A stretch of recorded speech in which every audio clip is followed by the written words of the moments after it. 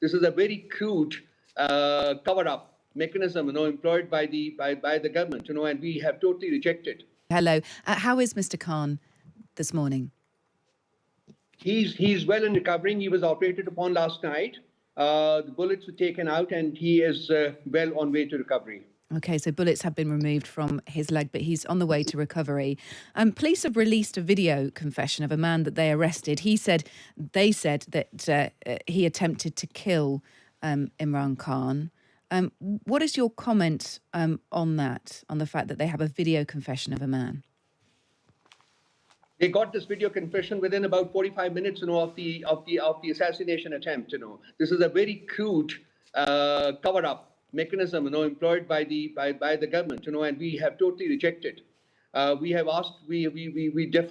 Khan is addressing a press conference today at 4 p.m. in which he's going to announce, the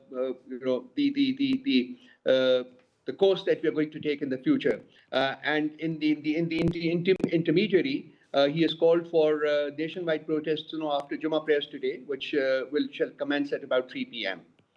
Okay, all right. So there are plans that we'll hear more of today. The Pakistan government hasn't commented yet on your accusations. Surely it's quite dangerous for you to be coming out and accusing the Pakistani government in this way, just bearing in mind some of the history in the country and what's happened to Imran Khan as well. Were you worried about making that accusation?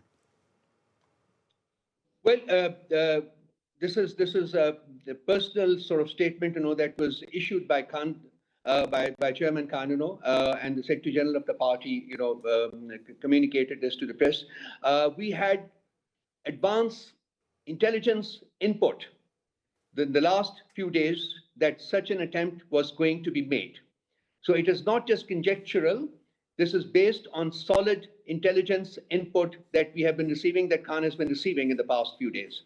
So consequently, I think it's important to know that we name the people, who we consider to be the orchestrators, of this hideous, of this monstrous assassination attempt, which was made yesterday on Chairman Khan's life.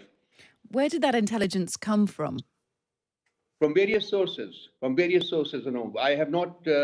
These have not been specified by Chairman Khan as yet. But I think in the press conference today at 4 p.m., I think he will possibly give details of that to the media.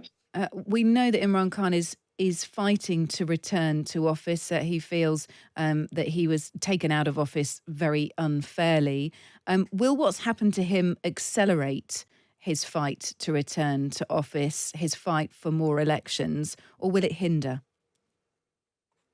We are not going to be deterred. Peter is not going to be deterred. Least of all, the leader, Khan. I think, he will be even more motivated, to go headlong into this protest movement, that we have launched, and I think we shall soon be heading towards Islamabad.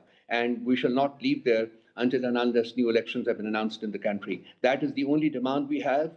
We feel that a government with mandate of people, should be installed so that it can move quickly, to remedy the problems, the existential issues, that Pakistan is faced with at this moment in time. So, in answer to your question, I think, this will further spur the movement rather than dull it. Some people might argue that a country who's, in economic crisis, still reeling from those really devastating floods, actually needs stability at this time rather than protest marches and more disruption.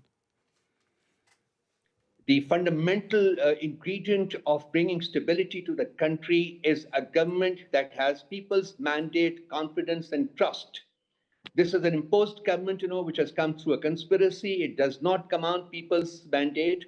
Consequently, it is unable and unfit to bring, number one, peace in the country, and to, number two, lead it on an economic revival course. It is only a government that commands the mandate of the people that will be in a position and that will be fully empowered to take the country out of this current crisis that it faces.